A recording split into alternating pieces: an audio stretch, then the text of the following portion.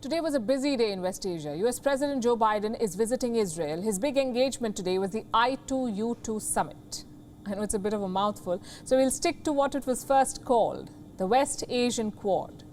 The grouping includes 4 countries, the United States, Israel, the UAE and India, hence the name I2U2. A bit cheesy, but that's what it is. Today was the first meeting of the heads of state. Biden and Yair Lapid were together in Jerusalem. The UAE's President Mohammed bin Zayed Al Nahyan joined virtually. So did India's Prime Minister Narendra Modi. The summit focused primarily on socio-economic issues like joint investments, energy transportation, food security, space exploration, water security. The whole concept of this quad is built around synergy.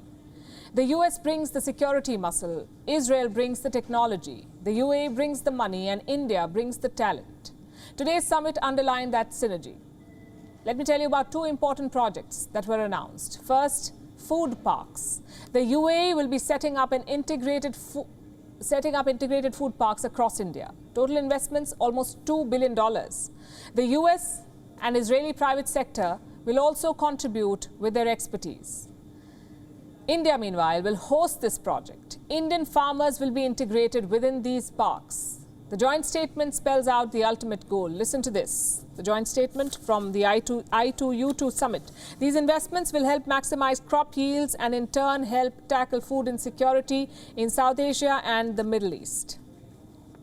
President Joe Biden was all praises for this initiative. He also acknowledged India's role as a major food producer in the world.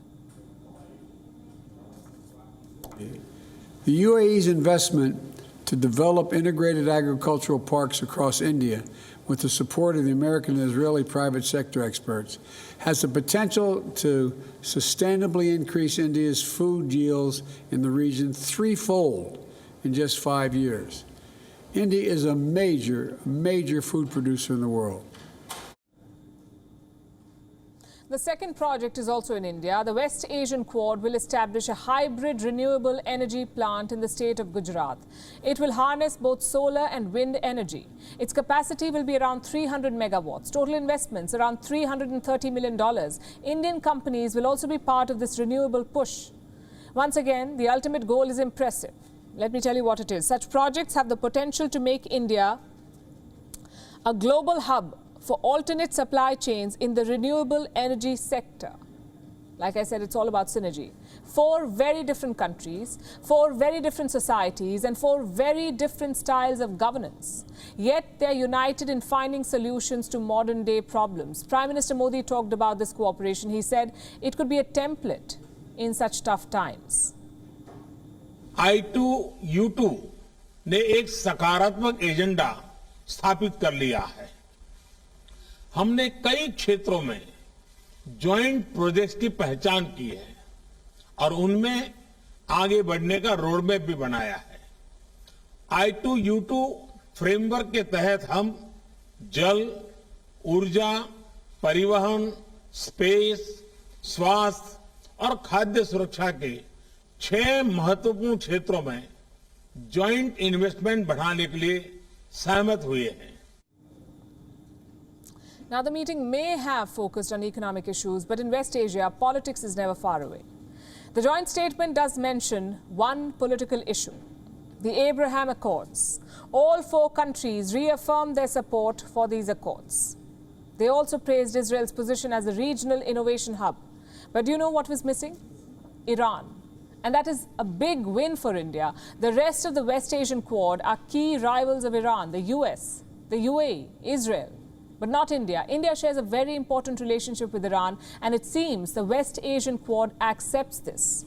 So far, they have focused on positive goals, like promoting Israel's regional integration or boosting economic ties. There is no negative political talk, like containing Iran or challenging regional politics. Those issues are not part of the West Asian Quad's mandate. Having said that, what's in it for India?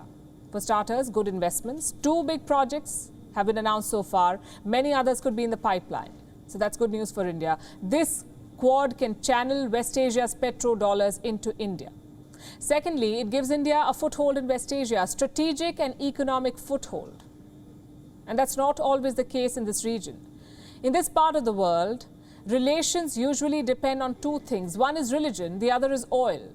But the West Asian Quad does not use either. In fact, one of its key ambitions is the green pivot. So this grouping has a lot of potential. But here's the thing. We say this about most multinational groupings, a lot of potential. The question is, can they deliver?